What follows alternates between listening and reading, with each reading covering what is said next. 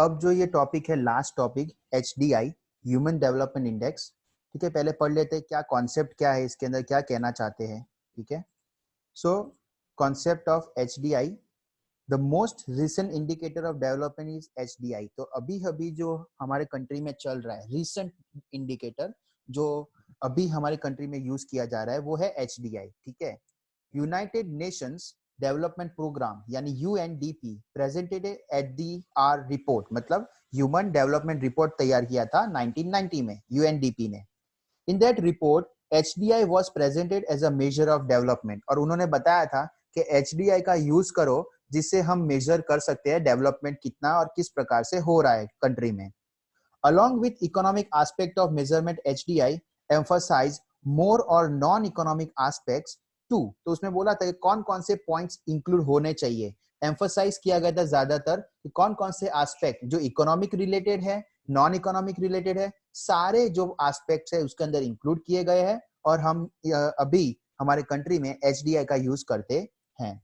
Indian economists too contributed in involving HDI on the basis of evaluation made regarding the development efforts in different countries। तो अलग अलग countries ने efforts लगाए, evaluation किया था, पता लगाया था, फिर UNDP ने HDI रिपोर्ट तैयार किया। तो हमारे इंडियन इकोनॉमिस्ट थे, उन्होंने भी बोला कि हाँ, HDI रिपोर्ट हमें बनाना चाहिए, HDI का यूज करना चाहिए जिससे हम इकोनॉमिक डेवलपमेंट को मेजर कर सके। Improvements were introduced in the year 2010। 2010 में थोड़ा चेंजेस किया, इंप्रूवमेंट किया उसको। In the minimum and maximum values which were used to measure HDI since 1990। तो 1990 से जो हम इस्तेमाल कर रहे थे, तो उसमें मिनिमम चीजें, मैक्सिमम जो भी वैल्यूज जो होती थी, उसमें थोड़ा चेंजेस हमने किए हैं, पर अभी भी हम लोग HDI का ही इस्तेमाल करते हैं। तो जब भी HDI का टॉपिक आए तो इसमें से कुछ पॉइंट्स तुम्हें उसके अंदर मेंशन करने हैं। इसमें कौन कौन से डिटर्मिनेंट्स है, इसके कौन कौन से फैक्टर्स, तो इसके अंदर भी 3 फैक्टर्स है। एक है लाइफ एक्सपेक्टेंसी, एक है नॉलेज, और दूसरा है गुड स्टैंडर्ड ऑफ लिविंग। ठीक है, तीनों का हम समझ लेते हैं मीनिंग क्या है। So what is expected number of years a person will live at the time of birth of the population of a country determines the value. तो जब जन्म होता है कोई किसी का भी, तो वो पॉपुलेशन में से कितने इयर्स तक वो जिएगा, ठीक है, उसे लाइफ एक्सपेक्टेंसी कहते हैं, उसमें से वैल्यू निकाली जाती है। It is less than 50 years that country is said to be deficient in health. अगर मान लेते हैं कि कोई कंट्री है जिसका 50 ईयर से कम आ रहा है उसका लाइफ एक्सपेक्टेंसी, तो हम बोल सकते हैं उसकी हेल्थ फैसिलिटी जो है वो बराबर नहीं है। डेफिशिएंट मतलब कमी है हेल्थ फैसिलिटीज में। हायर द लाइफ एक्सपेक्टेंसी, अगर हम मान लेते हैं कि लाइफ एक्सपेक्टेंसी ज्यादा है, तो HDI हमारा कंट्री का या कोई उस कंडीशन के हिसाब से अच्छा है, बेटर है, ऐसा हम बोल सकते हैं। नॉलेज का मतलब होता है एजुकेशन या literacy rate. To know the quantum of knowledge, quantum मतलब क्वांटिटी, कितनी क्वांटिटी में नॉलेज प्रोवाइड की जा रही है। Adult literacy is present is calculated, percentage में कैलकुलेट किया जाता है इसे। People in the age group 15 years and above are included. जो एज ग्रुप इसके अंदर रखी गई है वो 15 साल के बच्चे से ऊपर वाले जो एज आती है वो इसमें आते हैं। Two aspects are included in this, दो प्रकार की चीजें इसमें काउंटिंग होती है। एक तो number of years of schooling, कितने साल तक बच्चे ने पढ़ाई की स्कूल में, ठीक है, एक ये पॉइंट होता है। दूसरा expected number of years of schooling, कितने साल तक एक्सपेक्टेशन है कि ये बच्चा या ये गर्ल या स्टूडेंट स्कूलिंग कंप्लीट करेंगे। और ये दोनों के बीच में जो गैप रहता है, द गैप बिटवीन एक्सपेक्टेशन और एक्चुअली वो लोग ने स्कूल में पढ़ाई करने गए, वो दोनों के बीच में जो गैप रहता है वो हम वैल्यू काउंट करते हैं। तो यहाँ पे लिखा है द गैप बिटवीन एक्सपेक्टेशन, जो एक्सपेक्ट किया था हमने कि वो 10th तक पढ़ाई करने जाएंगे या जाएगी, and actual number of years of schooling, और एक्चुअली उसने 8th तक पढ़ाई की, is taken to derive the values. तो उनके बीच में जो गैप रह गया 2 साल का, वो इसके अंदर कंसिडर किया जाता है। गुड स्टैंडर्ड ऑफ लिविंग, तुमको पता है कि अच्छे प्रकार के जो रहन सहन होता है हमारा वो अच्छा होना चाहिए, वो भी एक डिटर्मिनेंट है HDI का। Standard of living refers to the availability of, इस स्टैंडर्ड ऑफ लिविंग का मतलब क्या होता है कि प्योर ड्रिंकिंग वाटर मिलना, मेडिकल सर्विसेज अच्छी होना, गुड सैनिटेशन मतलब टॉयलेट व्यवस्था जो है वो बराबर रहे, इन्फेंट मोर्टेलिटी रेट ज्यादा होना चाहिए, percentage of under nourish and mall nourish children, मतलब इन्फेंट मोर्टेलिटी रेट ज्यादा हो किसका, जिसके जो भी बच्चा है जिसके बॉडी में न्यूट्रिशन की कमी है या फिर अच्छे से पालन पोषण नहीं हो रहा, उसको खाना नहीं मिल रहा है, वो परसेंटेज बढ़ना चाहिए। पर कैपिटा कैलोरी अवेलेबिलिटी, पर पर्सन कैलोरी अच्छी होनी चाहिए, पर डे में जितनी चाहिए वो होनी चाहिए उसके अंदर। Mortality rate of infant below 5 years of age, 5 years तक की एज की जो मोर्टेलिटी रेट है वो बढ़नी चाहिए। प्रोटीन है, फैट है, वो अवेलेबल होना चाहिए। Are consider which depends on income, वो सब चीजें किस पे डिपेंड करती है कि इनकम कैसा है हमारा। Income index is that in which per capita gross national income, हमारा जो इनकम है वो टोटल जो कंट्री का इनकम होता है उसमें कैलकुलेट होता है, ठीक है ना। तो यहाँ पे लिखा है income index is that in which per capita gross national income, पर पर्सन जो नेशनल इनकम काउंट होता है उसे कहते हैं परचेजिंग पावर पैरिटी, मतलब परचेस करने की तुम्हारी क्षमता, ठीक है, तुम ये चीज ले सकते हो तो वो तुम्हारा इनकम पे डिपेंड करता है। तुम कोई भी चीज लेना चाहो, अगर वो तुम ले पाते हो तो तुम्हारा परचेसिंग पावर पैरिटी बराबर है। अगर तुम वो चीज जो चाहते हो नहीं ले पाते, then it is purchasing power parity तुम्हारा कम है। पर बेसिक नीड्स की बात कर रहे हैं, ठीक है। बेसिक नीड्स मतलब जो जरूरत की चीजें, वो लग्जरी गुड्स में मत चले जाना इसके अंदर, ठीक है। समझ में आया ये तीनों पॉइंट? हाँ sir.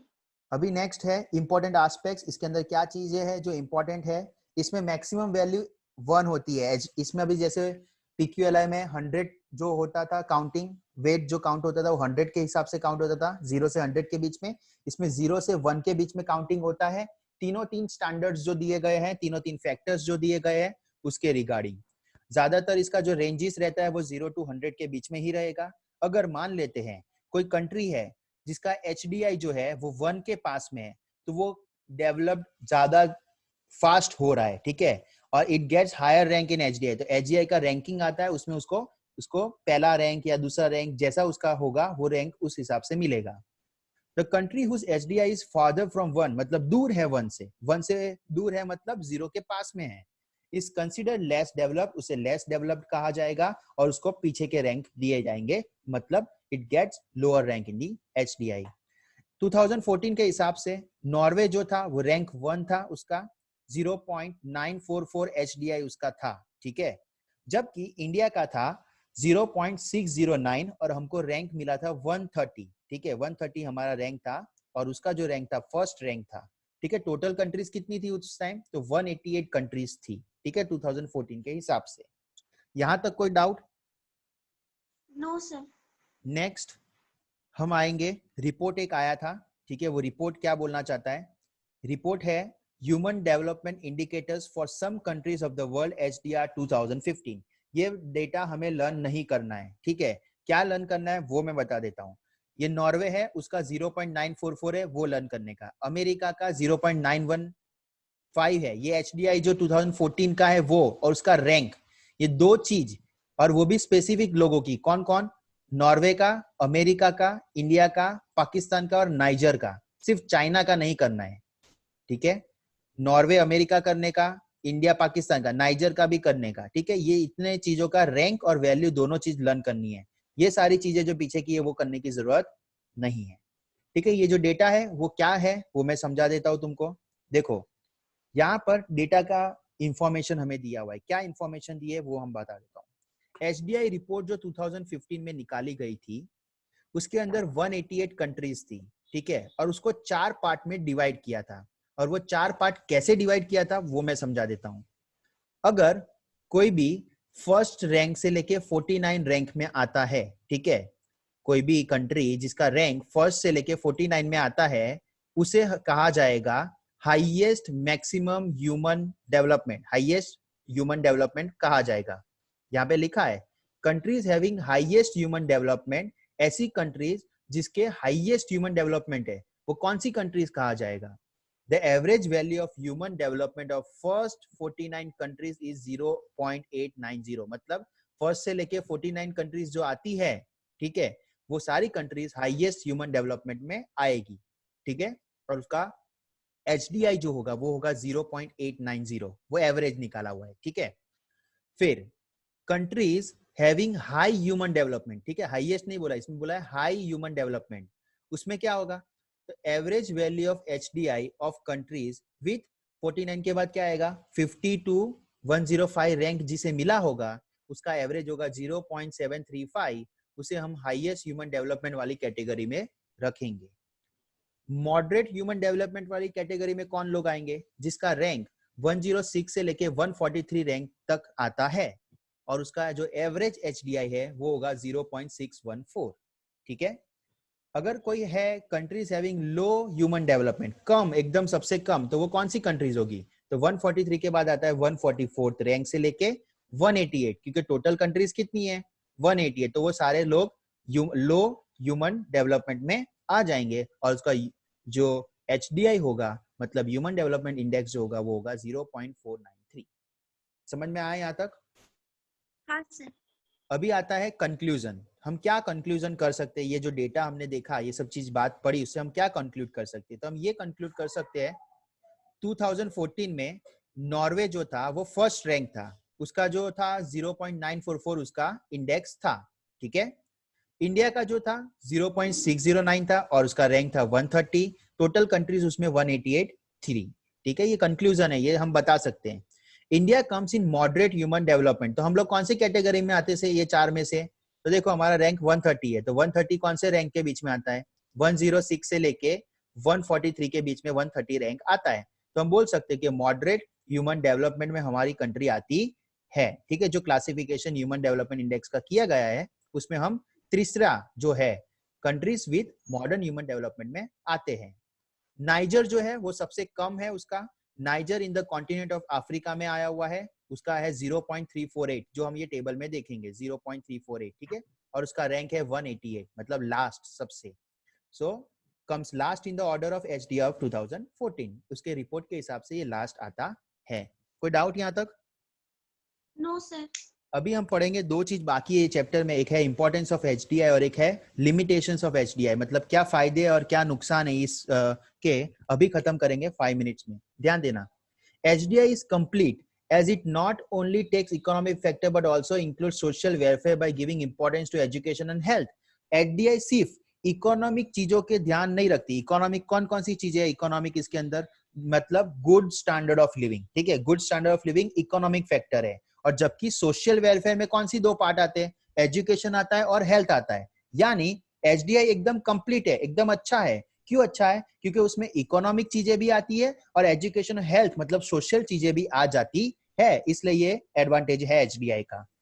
HDI indicates only human welfare, सिर्फ ह्यूमन लोगों का, मतलब इंसानों का फायदा हो, इंसानों के लिए ही जो चीजें इंपॉर्टेंट है उसी को ध्यान में रखा जाता है, इसलिए HDI जो है वो इंपॉर्टेंट है, माना जाता है कि ये एडवांटेज है उसका। ठीक है। सही में प्रोग्रेस कैसे मिलेगा? मतलब अगर तुमको कैलकुलेट करना है ट्रू प्रोग्रेस, हमारी कंट्री में अच्छा प्रोग्रेस हो रहा है कि नहीं हो रहा है, तो कैसे मिलेगा? तो हमें इकोनॉमिक प्रोग्रेस को प्लस करने का सोशल प्रोग्रेस के साथ, जैसे यहाँ पे देखा था इकोनॉमिक फैक्टर था और सोशल फैक्टर था। ठीक है, तो इकोनॉमिक फैक्टर मतलब क्या? इकोनॉमिक फैक्टर मतलब हमारा रहन सहन, गुड स्टैंडर्ड ऑफ लिविंग, वो वाला चीज, और प्लस करेंगे हम हमारा एजुकेशन और हेल्थ, वो सोशल में आ जाता है। तो ये सब चीजों को प्लस करेंगे तो हमें ट्रू प्रोग्रेस हमारे कंट्री का मिल जाएगा। ठीक है। फिर आता है HDI is a functional. HDI functional क्यों है? तो उसका मतलब यह है कि हम लोग HDI के अंदर इंप्रूव करते हैं दो चीजों को, एक करते हैं एजुकेशन को इंप्रूव, एक और हेल्थ को इंप्रूव करते हैं, और जिससे हमें जो इंक्रीमेंट देखने को मिलता है वो HDI में देखने को मिलता है। इसलिए हम बोल सकते हैं HDI जो है वो फंक्शनल है, मतलब अच्छा काम करता है। फंक्शनल का मतलब काम करना, काम करता है। तो HDI काम करता है, क्या काम करता है? तो इंप्रूवमेंट लाता है एजुकेशन और हेल्थ में, जिससे HDI बढ़ोतरी देखने को मिलती है, मतलब इंक्रीज देखने को मिलता है। Developing countries get an idea for development in the country by looking into HDI। जो डेवलपिंग कंट्रीज है, अभी डेवलप्ड नहीं हो चुकी है, तो वो चेक करेंगे HDI में जाके, उसका रिपोर्ट आएगा तो HDI के रिपोर्ट में चेक करेंगे कहाँ कमी है, कहाँ प्रॉब्लम्स आ रही है। तो यहाँ प्रॉब्लम्स आ रही है तो ये फैक्टर्स, जैसे एजुकेशन में बराबर नहीं जा रहा है, हेल्थ फैसिलिटीज में बराबर प्रोवाइड नहीं कर रहे हम लोग, तो वो दो फैक्टर्स है या कोई और फैक्टर्स है उसमें ध्यान देंगे, और वो ध्यान देने के बाद उसको इंप्रूव करेंगे, जिसे हम HDI को इंप्रूव कर सके हमारी कंट्री में। तो ये एक इंपॉर्टेंट फैक्टर है कि HDI में देख के हम इंप्रूव कर सकते हैं अपने आप को। और HDI एक प्रोग्रेसिव अप्रोच है। प्रोग्रेसिव मतलब डेवलप होता है इससे कंट्री, क्योंकि HDI में अगर हमारी कोई कमी आ जाती है तो हम उसे इंप्रूव करने की कोशिश करते हैं, जिससे कह सकते हैं HDI is a progressive approach. ठीक है, कोई डाउट यहाँ था एडवांटेजेस में? No sir.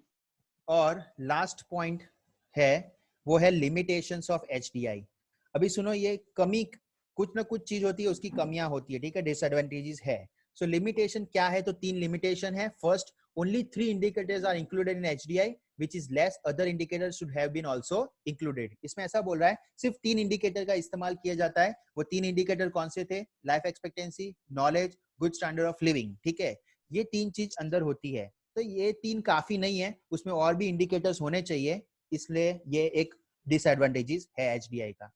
फिर बोलते हैं all 3 indicators are given equal weightage, सबको हम इक्वल वेट दे रहे हैं, सबको इक्वल कैलकुलेट कर रहे हैं 0 से 100, 0 से 1 के बीच में। सो ये सही नहीं है, बट अलग अलग सिचुएशन में अलग अलग इंडिकेटर इंपॉर्टेंट होता है। तो different situation has different indicators, जो उस समय वो इंपॉर्टेंट होता है। इसलिए 0 से 1 के बीच में हम डेटा को अगर हम कैलकुलेट करते हैं तो तीनों इंडिकेटर जो है उसको 0 to 1, 0 to 1, 0 to 1 हम उसको इक्वल वेटेज नहीं दे सकते, जिसके कारण ये एक डिसएडवांटेजेस है। HDI is not an absolute expression। इसका मतलब क्या होता है? It shows only the relative progress as it compares one country with the other। HDI जो है वो ना एब्सोल्यूट एक्सप्रेशन है, वो कैसा एक्सप्रेशन है? वो कैसा है? रिलेटिव प्रोग्रेस है। अब ये दोनों का जो सेंटेंस है उसका मतलब क्या होता है? ये मतलब होता है कि हम सिर्फ हमारे कंट्री का डेटा दूसरे कंट्री के डेटा के साथ कंपेयर कर सकते हैं इसके अंदर। इसलिए कहा गया है कि HDI जो है एब्सोल्यूट एक्सप्रेशन नहीं है, पर वो कैसा एक्सप्रेशन है, कैसा प्रोग्रेस है? वो रिलेटिव प्रोग्रेस है, ठीक है, उसका डेवलपमेंट होता है। तो एब्सोल्यूट एक्सप्रेशन नहीं है, मतलब अंदर अंदर हम कंपेयर नहीं कर सकते, इसलिए ये इसकी डिसएडवांटेजेस है। समझ में आया? और दूसरे प्रकार के जो HDI है, ठीक है, जैसे कि हमने 4 पॉइंट पढ़े, नेशनल इनकम पढ़ा, फिर हमने पढ़ा पर कैपिटा इनकम, फिर हमने पढ़ा PQLI, physical quality of life index, फिर हमने पढ़ा ह्यूमन डेवलपमेंट इंडेक्स। तो ये 4 तो हमने सिलेबस में थे इसलिए पढ़े, ठीक है। और भी ऐसे हैं इंडिकेटर्स जिससे हम हमारा इकोनॉमिक डेवलपमेंट अच्छा हो रहा है कि नहीं हो रहा है वो पता लगा सकते हैं। वो है GDI, मतलब जेंडर डेवलपमेंट इंडेक्स। सिर्फ याद रखना है तुमको, TAI technological achievement index, HPI human poverty index, फिर HCI ह्यूमन कंज्यूमर इंडेक्स। ये सारे इंडिकेटर्स भी है जो हमारे कंट्री में कहीं कहीं जगह पर और दूसरे बहुत सारे अलग कंट्रीज है जिसमें ये इस्तेमाल होते हैं। तो यहाँ पे ये चैप्टर खत्म हो जाता है, कुछ भी बाकी नहीं है ये चैप्टर में, ठीक है, सारे डिटेल में हमने ये खत्म कर दिया। कोई डाउट है यहाँ पे तो मुझे पूछ सकते हो तुम लोग।